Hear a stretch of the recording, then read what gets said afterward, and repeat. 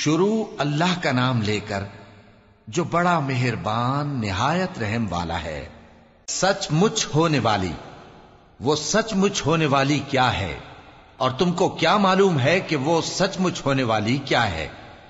وہی کھڑکھڑانے والی جس کو سمود اور عاد دونوں نے جھٹلایا۔ سو سمود تو زبردست زلزلے سے ہلاک کر دیے گئے، رہے عاد تو ان کو نہایت زوردار آندھی سے تباہ کر دیا گیا۔ اللہ نے اس کو 7 رات اور 8 دن ان پر چلائے رکھا۔ تو اے مخاطب، تو ان لوگوں کو اس میں اس طرح گرے ہوئے دیکھتا جیسے کھجوروں کے کھوکھلے تنے، پھر کیا تو ان میں سے کسی کو بھی باقی دیکھتا ہے؟ اور فرعون اور جو لوگ اس سے پہلے تھے اور وہ جو الٹی ہوئی بستیوں والے تھے، سب گناہ کے کام کرتے تھے، سو انہوں نے اپنے پروردگار کے پیغمبر کی نافرمانی کی تو اللہ نے بھی ان کو بڑا سخت پکڑا۔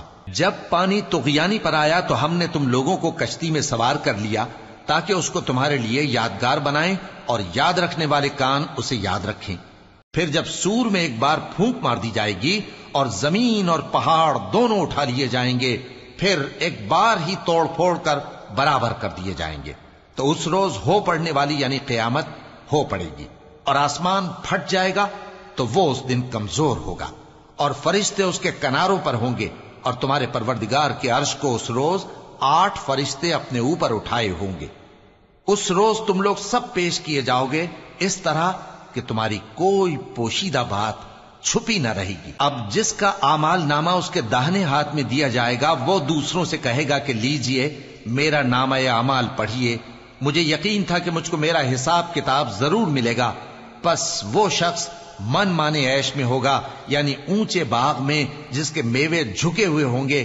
ان سے کہا جائے گا کہ جو اعمال تم ایام گزشتہ میں آگے بھیج چکے ہو ان کے عوض مزے سے کھاؤ اور پیو۔ اور جس کا نامہ اعمال اس کے بائیں ہاتھ میں دیا جائے گا تو وہ کہے گا اے کاش مجھ کو میرا اعمال نامہ نہ دیا جاتا اور مجھے معلوم نہ ہوتا کہ میرا حساب کیا ہے۔ اے کاش موت میرا کام تمام کر چکی ہوتی، آج میرا مال میرے کچھ بھی کام نہ آیا، مجھ سے میرا اقتدار جاتا رہا۔ حکم ہوگا کہ اسے پکڑ لو، اب اسے طوق پہنا دو، پھر دوزخ کی آگ میں اسے جھونک دو، پھر زنجیر سے جس کی لمبائی 70 گز ہے جکڑ دو۔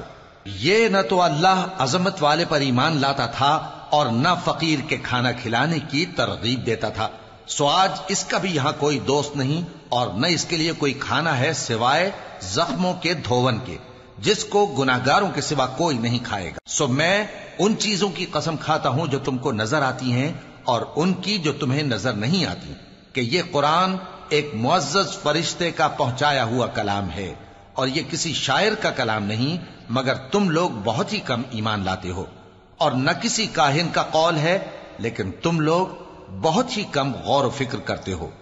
یہ رب العالمین کا اتارا ہوا ہے۔ اور اگر یہ پیغمبر ہماری نسبت کوئی بات جھوٹ بنا لاتے تو ہم ان کا داہنا ہاتھ پکڑ لیتے، پھر ان کی رگے گردن کاٹ ڈالتے، پھر تم میں سے کوئی ہمیں اس سے روکنے والا نہ ہوتا۔ اور یہ کتاب تو پرہیزگاروں کے لیے نصیحت ہے، اور ہم جانتے ہیں کہ تم میں سے بعض اس کو جھٹلانے والے ہیں۔ نیز یہ کافروں کے لیے موجب حسرت ہے، اور کچھ شک نہیں کہ یہ یقین کرنے کے لائق ہے۔ سو تم اپنے پروردگار عظیم کے نام کی تسبیح کرتے رہو۔